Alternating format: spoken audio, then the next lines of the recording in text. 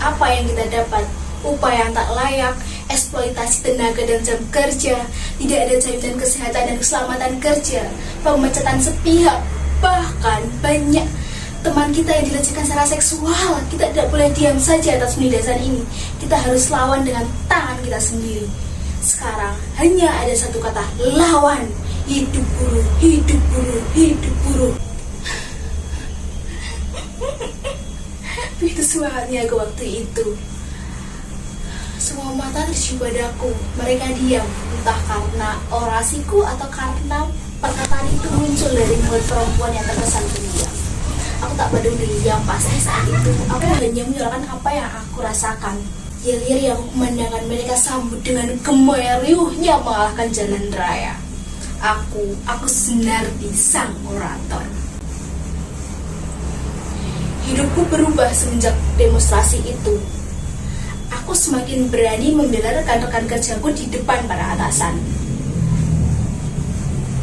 Meski aku bukan bagian dari serikat pekerja, pernah satu kali Mugiem mengadu padaku. Ia dijatuhi SP1 karena tidak masuk bekerja. Padahal ia tidak masuk karena menstruasi. Bahkan sudah ada surat keterangan dokter yang mengatakan ia harus istirahat di rumah. Tapi apa, mereka tidak menerima surat itu. Bahkan mereka menuduh Kiem memalsukan menstruasinya agar tidak masuk bekerja. Selesai orang tinggal pekerjaan datangi survei syaraitan itu. Apa betul ibu meng-SP Kiem? Atas dasar apa? Bukankah ia sudah menyerahkan surat keterangan dokter? Kami tidak bisa menerima surat itu. Kamu harus tahu, perusahaan ini sedang banyak order dan dikejar target. Kami meng-SP Kiem untuk pelajaran bagi seluruh karyawan.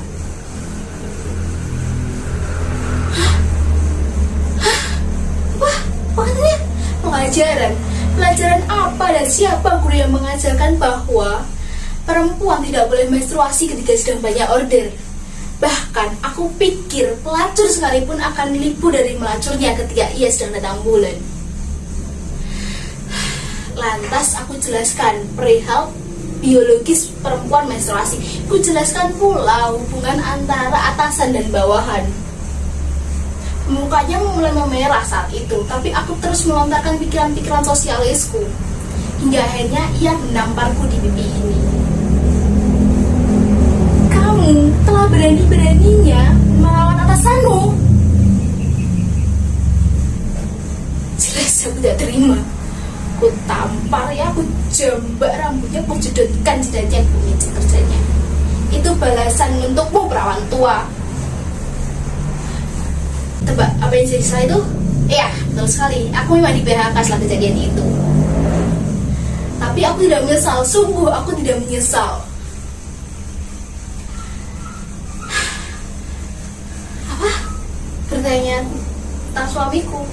Ia baik-baik saja. Kalau kalian pikir rumah tangga kami akan berantakan setelah kejadian itu, kalian salah besar. Justru yang mendorongku melakukan ini semua adalah Mas Naryo, ya, suamiku. Sekarang ia bekerja di sebuah pabrik sepatu. Dia di sana dijuluki dengan si petir.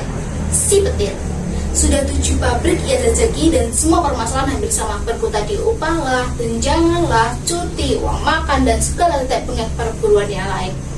Akhirnya aku dan Mas Naryo membuat sebuah komunitas bernama Komunitas Warga Pinggir Kota.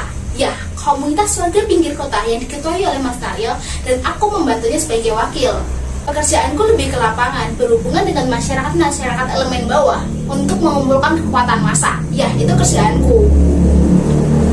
Shh, ini rahasia, jangan kasih tahu siapa-siapa. Sekarang kami sedang menyiapkan sebuah aksi besar mengenai peraturan pemerintah yang merugikan rakyat. Ada yang mau ikut? Ikut. Setiap kepala yang ikut kami hargai Rp100.000. Uang dari mana? Kalian tidak usah tahu lah, uang itu jelas dari pesaing pemerintahan sekarang. Bahkan aku sudah menyiapkan sebuah orasi yang aku pikir lebih dahsyat dari janji-janji partai pemilu kemarin. Mau dengar? Seperti ini. Saudara-saudara sebangsa setanah air, kita sudah sepakat sejak zaman revolusi dulu bahwa korupsi, kolusi, dan nepotisme harus diberantas. Tapi apa kenyataannya sekarang? Misal saja itu semua terjadi. Sekarang hanya ada satu solusi, ganti pemimpinnya, ganti kabinetnya sekarang.